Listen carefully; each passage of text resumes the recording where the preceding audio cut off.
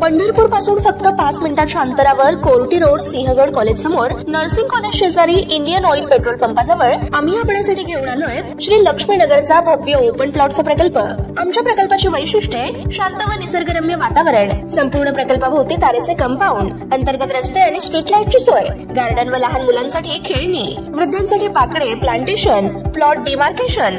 वेगानं विकसित होणाऱ्या या परिसरात आजच आपला प्लॉट बुक करा। संपर्क 8788 1517 39 9923 79 13 72। मी मुख्यमंत्र्यांचा पीए बोलतोय, तुमच्यासाठी एक निरोप आहे, त्या अधिकाऱ्याला पुन्हा सेवेत घ्या, असा फोन मुख्यमंत्र्यांच्या ऑफिसमधून खणाणला।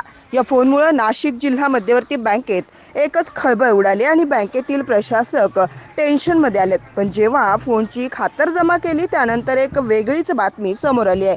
ही घटना नेमकी काय, हा प्रकार काय, याबद्दल अजून जाणून घेऊया। मुख्यमंत्र्यांच्या ऑफिसमधून प्रशासकांचा फोन आला। फोन करणाऱ्या व्यक्तीने स्वतःचे नाव कानडे म्हणून सांगितलं। नाशिक जिल्हा बँकेचे प्रशासक प्रताप सिंह चव्हाण यांना फोन केला आणि मी मुख्यमंत्र्यांचा पीए बोलतोय असं तो म्हणाला। बँकेचे अधिकारी पिंगळे यांना पुन्हा कामावर घ्या असा निरोप फोनवरून बोलणाऱ्या व्यक्तीने प्रशासकांना दिला।